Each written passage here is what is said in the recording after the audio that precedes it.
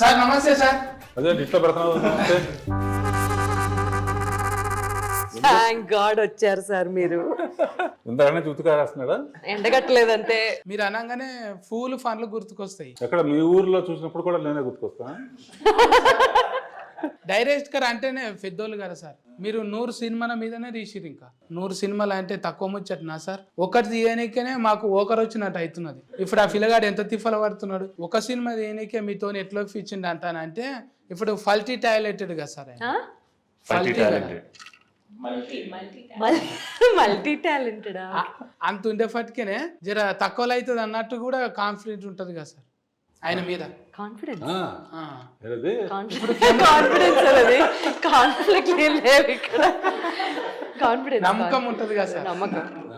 నమ్మకం బొమ్మ చూసిన అది తీసిన. నాకేంటంటే నువ్వు చెప్పావు కదా 100 సినిమాలు తీసి తీసి తీసి నీలాంటి వాడితో విసిగి వేసారి అంటే వాళ్ళు విసిగి వేసారు. ఎప్పుడు ఈయనేనా అని అప్పటి నుంచి ఇక మొదలుపెట్టారు అనమాట. కొత్తగా ఎవరు తీస్తున్నారు వాళ్ళందరినీ కనిపెట్టి వాళ్ళకి అవకాశం ఇచ్చి నేను సినిమా తీద్దాం అనుకుంటున్నాను. దీని వెనక నువ్వు అడిగావు కాబట్టి 23 years బ్యాక్ నేను సినిమాలు కనుక ఇప్పుడు కొత్త డైరెక్టర్స్ వచ్చారనుకో మేము వెనక వెళ్ళిపోవాలిగా. అందుకు ముందు రెడీగా ఉంటాం అనమాట. సినిమాలు కాకుండా మనం ఏం చేయాలి అని ఆలోచిస్తే సీరియల్స్ అయితే కూడా సినిమా లాగానే ఉంటుంది. కథలో చెప్పుకోవచ్చు, మ్యూజిక్ చేపించవచ్చు, వినోద్తో పాడించవచ్చు, ఇట్లా కొత్త కొత్త వాళ్ళతో అవకాశం ఇవ్వచ్చు అని చెప్పి సీరియల్స్ మొదలుపెట్టారు. అప్పుడు నా దగ్గర రాజమౌళి యాడ్స్ తీసేవాడు అనమాట. సీరియల్స్ మొదలుపెట్టి ఫస్ట్ సీరియల్ శాంతినివాసం అని ఈటీవీలో వచ్చింది. దానికి ఫస్ట్ డైరెక్షన్ అనమాట. ఆర్కే టెలిషో దాని పేరు. దాని మీద సీరియల్స్ తప్ప సినిమా తీయాలి. ఇప్పుడు ఆర్కే టెలిషో మీద సినిమా తీయాలి, నేను ప్రొడ్యూస్ చేయాలి. డైరెక్టర్ ఎవరు అనుకున్నప్పుడు మన శేఖర్ ఏదో బాగా చేస్తున్నాడు. కెమెరామ్యాన్ ఎవరు అని కనుక్కుంటే కెమెరామ్యాన్ అతనే, డైరెక్టర్ అతనేనంట. చూసి నాకు బాగా నచ్చింది. నచ్చి పిలిచాను, కథ చెప్పాడు. సరే కొత్త వాళ్ళకి ఎంకరేజ్ చేయాలి. కొంతమంది కథ విన్న వాళ్ళు మొత్తం నేనే మాట్లాడుతాను, విసుగుపడతాను. దానికి లేదు సబ్జెక్ట్ ఉన్నప్పుడు ఎంతనో మాట్లాడదు సార్. సజ్జి పెట్టారు. సబ్జెక్ట్ కొంతమంది కథ విన్న తర్వాత కథ బాగుంది, ఇది కొంచెం తెలిసిన ఆర్టిస్ట్ ఉంటే బెటర్ అని కొంతమంది అన్నారు. ఆ కథ వినగానే కొత్త వాళ్ళు అయితేనే ఇది బాగుంటుంది. నాకు కూడా అతనిలాగా ఎక్స్పీరియన్స్ అని వేరే విధంగా అది ఎలా అలా ఆలోచిస్తారా? ఎక్స్పీరియన్స్ అయితే నువ్వంటే ఎక్స్పీరియన్స్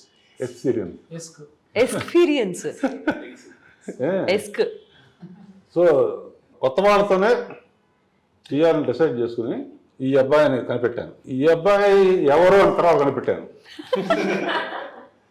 ఫస్ట్ అబ్బాయిని కనిపెట్టి తర్వాత అమ్మ ఎవరో కనిపెట్టారు. అమ్మని చూసి చేయలేదా కొడుకుకు? కొడుకుని చూసి అమ్మకి అవకాశం. అమ్మ ఏంటంటే నా కూతురుతో సమానం. నాకు బాగా స్టార్టింగ్ ఇండస్ట్రీకి వచ్చినప్పటి నుంచి నా పిక్చర్లో అద్భుతమైన పాటలు పాడింది. ఎంత పొడుగ్గా ఒక అబ్బాయి ఉంటాడో తెలియదు.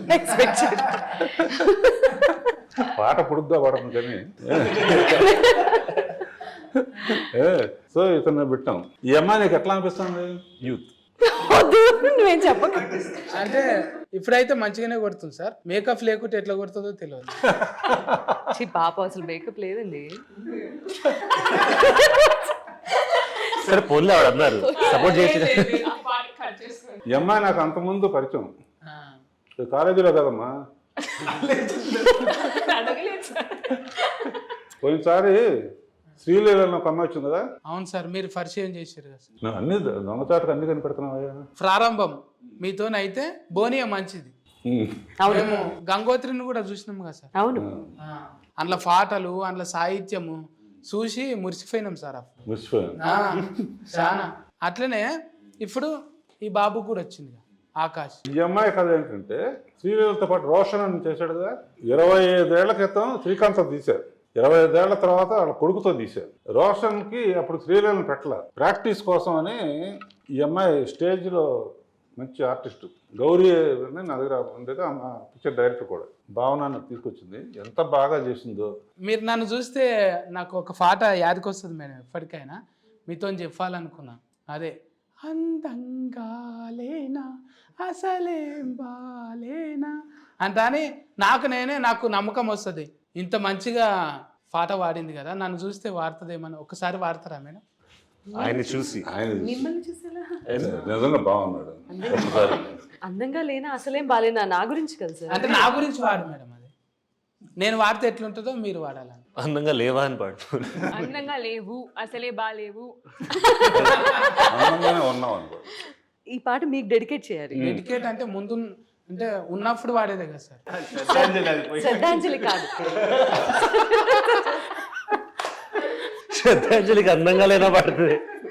డెడికేట్ అంటే ఇదే. అవి నెత్తి మీద పడితే శ్రద్ధ అండి. నిజంగా ఫూలే సార్ ఇవి. థ్యాంక్స్. అందంగా లేనా అస్సలే బాలేనా నీడు జోడు కాననా అలుసైపోయానా అస్సలేమీ కానా వేషాలు చాలే పొమ్మనా. సీటు కొట్టాలని ఉంది కానీ పెద్ద మనిషి ఉంది కదా. కొట్టండి కొట్టండి. వచ్చింది. మీకు అందుకు అలా ఉండిపోయాయి అది. ఇది సీటీ ఆసనం అంటారు దీన్ని. అయితే మేడము ఆ పాటలకు పోయినప్పుడే నేను ఎట్లయితే ఇట్లా పట్టుకొని ఇట్లా ఉంటానో మేడం కూడా ట్యూనింగ్ చేసిందంటే లోకల్ కార్డ్స్ ఎవరి మాట వినది. Local God's.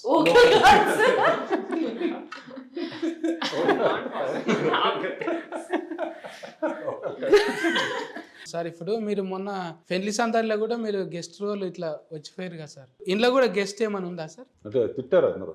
ఎవరు సార్? వేస్తే మెయిన్ రోల్ అయ్యారు కానీ అది లెక్క. అంటే కొడుకుకి ఇచ్చారు కానీ అమ్మకేమి ఇచ్చారు ఇంట్లో? సినిమా చూస్తా కదా, ఊరినే ఇంటర్వ్యూ చేసి వెళ్ళిపోతావా తర్వాత జర గట్లనే సార్. నేను ఏదో సోషల్ మీడియాలో చూసి లోకల్లో టాయిలెట్ ఏమున్నది ఆడేమున్నది చూస్తుంటా. టాయిలెట్ ఏంటండి? టాయిలెట్ అండి, టాలెంట్. Local toilet. జర ఎక్కువ చూడ సార్ నేను సినిమాలు ఏమనుకోకు. కానీ మాది చూడండి. ఇప్పుడు చూస్తున్నా, ఇప్పుడు బుగ్గలు. బుగ్గలు ఇది ఇప్పటిదాకా చూపించు. ఇందులో ఇప్పుడు కొడుకు సినిమాలో ఈవిడ గొంతు ఉంటుందా లేదా? ఉంటుందనే నమ్ముతున్నా సార్ నేను. ఎందుకంటే పిల్లలను డెవలప్మెంట్ చేయాలంటే పిల్లల ఎవరి పిల్లలు వాళ్ళు డెవలప్మెంట్ చేయాలి. అంటే కాకి పిల్ల కాకి ముద్ద అనలేము, హంస పిల్ల హంసకే ముద్ద అనాలి. ఆహా.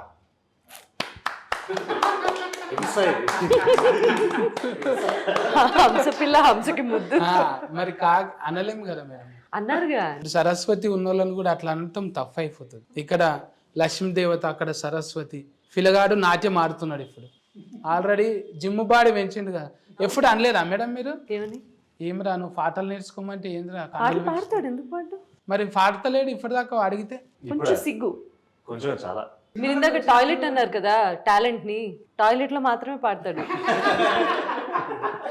హీరోలకు ఫ్యాన్లు ఉంటారు, హీరోయిన్ కి ఫ్యాన్లు ఉంటారు, కానీ డైరెక్టర్ల ఫ్యాన్లు కూడా అంటే మీ కాడ నుంచే చాలా ఉంది సార్. అది మేము చూసిన విశ్వనాథ్ గారు కానీ అంటే వాళ్ళని కలిసి అదృష్టం లేకపోయింది, మిమ్మల్ని కలిసినందుకు హ్యాపీగా ఉంది సార్. ఇవాళ అంటే మీ ఆశీర్వాదం ఉంటే మీరు మొదలు పెట్టిరంటే వాళ్ళు సూపర్ హిట్ అయిపోతారు. అంటే చిన్నగా నవ్వుకోనికి అంటాం సార్ ఫూల్ ఫన్లు అని, కానీ చాలా మీనింగ్ ఫుల్ అనే ఉంటాయి. ఎప్పుడు కూడా ఎత్తిసుకు దాటలే మీరు. ఒక ఏజ్ వచ్చిన తర్వాత మనం కూడా జాతికి ఏమన్నా ఇవ్వాలనుకుంటాం కదా.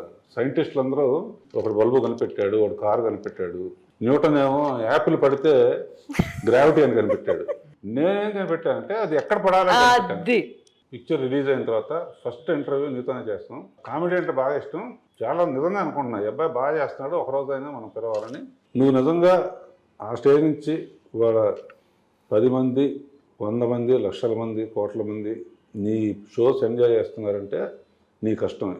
మా కథ కూడా ఏంటంటే ఈ అబ్బాయి అనుకున్న సాధించడానికి ఎన్ని అడ్డంకులు వచ్చినా సరే ఆఖరికి ఇంట్లో గొడవ ఉన్న అవతల వాళ్ళు అడ్డం పెట్టినా కూడా మంచి పనులు చేస్తూ ఉంటే ఎప్పుడు అడ్డం పెడతా ఉంటారు కదా. అవన్నీ తట్టుకుని ఎలా తన కోసం కాకుండా ఊరి కోసం ఎలా చేశాడు అనేదే ఈ కథ. అందులో మంచి ఎమోషన్స్ ఉన్నాయి. అబ్బాయి బాగా చేశాడు, మంచి భవిష్యత్తు ఉంది. ఆ అమ్మాయి చాలా మంచి టాలెంట్ ఉంది. నేను సావిత్రి గారిలాగా చేసావమ్మా అని చెప్పాను. ఆ అబ్బాయి కూడా నేను ఆర్కిటెక్ట్ షో రాజమౌళికి ఛాన్స్ ఇచ్చాను, మళ్ళీ ఇతనికి ఛాన్స్ ఇచ్చాను. Thanks sir.